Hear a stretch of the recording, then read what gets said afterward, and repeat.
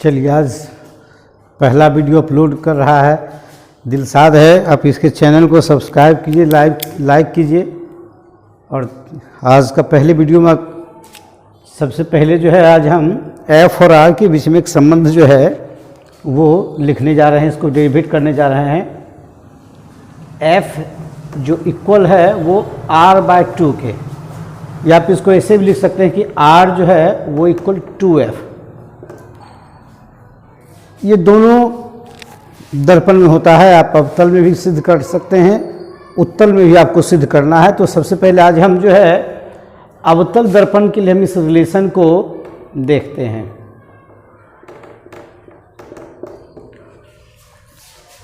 तो इसमें कुछ टर्म आपको पता होना चाहिए कि P क्या होता है, C क्या होता है।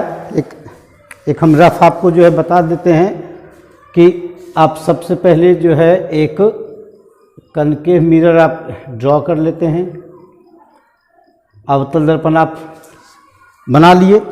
अब इस अवतल दर्पण का जो मिड पॉइंट है इसको आप P दे दीजिए। P से ये हो गया P पोल, जिसको आप कहते हैं ध्रुव, ये मिड पॉइंट हो गया। अब यह जो है मिरर, ये तो एक खोखले गोले का एक भाग है। तो आप खोखले गोले का जो आप केंद्र देख रहे हैं, ये केंद्र अगर लेते हैं तो ये केंद्र जो है ये कहलाता है C, मतलब हो गया कि आपका वक्रता केंद्र। ये आपका वक्रता केंद्र है। और P से ये एक लाइन जो इसको जोड़ने वाली होती है ये कहलाती है प्रधान अक्ष, ये प्रिंसिपल एक्सिस होता है। और C जो है आपका वक्रता केंद्र है।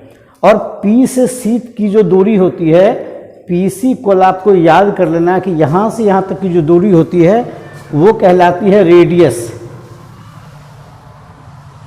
R कहलाती है। इसको कहते हैं रेडियस ऑफ कर्वेचर, मतलब वक्रता त्रिज्या। तो PC को आपका हो गया R। अब इस पे मान लीजिए कि आप एक रे इंसिडेंट कराए, AB एक जो है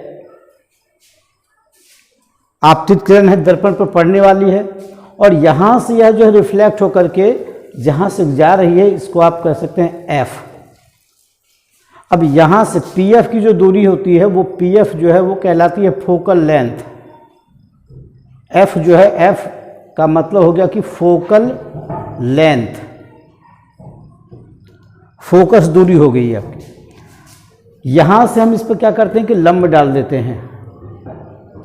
अब यहाँ आपको ध्यान देना होगा कि इस इंसिडेंट रे और नॉर्मल के साथ जो कोण बनता है ये कहलाता है आपतन कोण I, और इसके साथ जो रिफ्लेक्ट है ये रिफ्लेक्ट किरण है, इसके साथ जो एंगल बनता है ये कहलाता है परावर्तन कोण। अब इसका जो है देखिए, इसमें चित्र की ज्यामिति क्या कह रही है कि कोण ABC जो आ रहा है मेरा वो इसके बराबर, कोण CBF के, कोण CBF ये हुआ कैसे?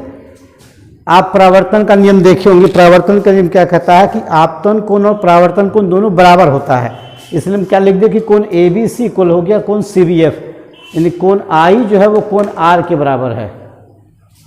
एक और देखिए कि यहाँ जो है एक अल्टरनेट एंगल बन रहा है। यहाँ अब इस शेप के द्वारा आप समझ सकते हैं कि ये जो शेप आ रहा है मेरा, जैसे देखिए ये A है, ये B है, ये C है और ये F है। तो ये एंगल और ये एंगल दोनों इक्वल होना चाहिए, यानी कि ये I है तो ये भी I होना चाहिए। कहने का मतलब क्या है कि कोण अगर ABC, ये जो आएगा वो BCF के, कोण BCF के, यानी कि ये एंगल I है तो ये एंगल भी I होगा। अब देखिए यहाँ ABC इक्वल जो है वो CBF है, और यहाँ ABC जो है वो BCF है। अगर ये इक्वल है इसके तो ये भी इक्वल इसके है, कि इसका मतलब कि ये CBF और BCF ये भी परस्पर इक्वल होगा। देयरफॉर क्या हो गया कि देख सकते हैं कि कोण CBF और ये किसके इक्वल हो गया, कोण BCF के। यहाँ तक तो क्लियर हो जाना चाहिए कि कोण CBF अगर A B C C B F के बराबर है और फिर ए बी सी जो है वो बी सी एफ के बराबर है, डेट मीन्स कि ये सी बी एफ जो है वो बी सी एफ के बराबर होगा। अब देखते हैं कि अगर ये एक यहाँ देखिए कि ये जो है आधार पर का कोण है कि ये आई है, ये इसका मतलब आर दोनों इक्वल आ रहा है, दोनों आधार पर का कोण इक्वल है, तो इसका मतलब है कि ये जो बी सी एफ है, बी सी एफ एक समद्विबाहु त्रिभुज है। जब ये कोण बराबर है तो इसका जो है ये सामने भुजा जो है वह भी बराबर होना चाहिए, समद्विबाहु त्रिभुज होने के कारण सी बी एफ जो है एक समद्विबाहु त्रिभुज आ रहा है, एक समद्विबाहु त्रिभुज है, समद्विबाहु त्रिभुज है। अब समद्विबाहु त्रिभुज है तो इसका मतलब है कि ये भुजा जो है वो दोनों बराबर होगा, सी एफ जो है वो बी एफ के बराबर होगा। यहाँ ध्यान देना क्या है कि कोई भी दूरी जो मापते हैं दर्पण में वो सारा दूरी जो है वो पी से मापते हैं, ध्रुव से।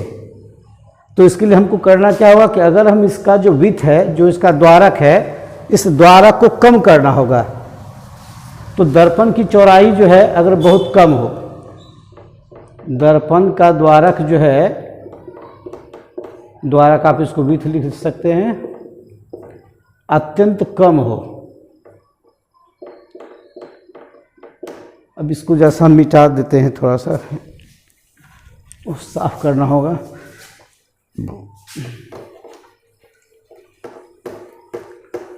दर्पण का द्वारक अगर हम अत्यंत कम कर देते हैं तो इसका मतलब कि बी और पी बिल्कुल निकट आ जाते हैं, बी और पी,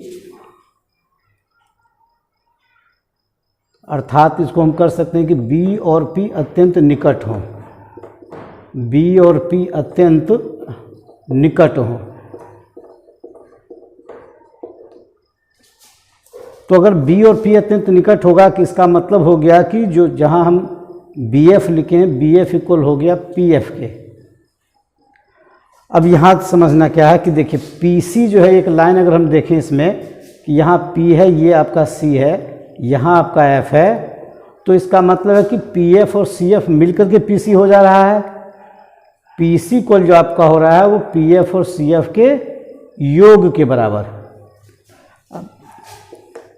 तो पी सी इक्वल जो हो रहा है, देखिए पी एफ है और सी एफ जो है वो बी एफ के बराबर है और बी एफ जो है पी एफ के बराबर है। डेट मीन्स कि यहाँ हम जो है पी एफ लिख सकते हैं, यानी पी सी इक्वल जो हो गया वो हो गया 2pf के। अब देखिए पी सी इक्वल बताए थे कि पी सी यहाँ से यहाँ तक की जो दूरी होती है वो आर कहलाती है, तो पी सी इक्वल हो गया आर और पी से एफ तक की दूरी जो है वो कहलाती है एफ। यहाँ से यहाँ तक की जो दूरी जो है वो क्या कहलाती है एफ।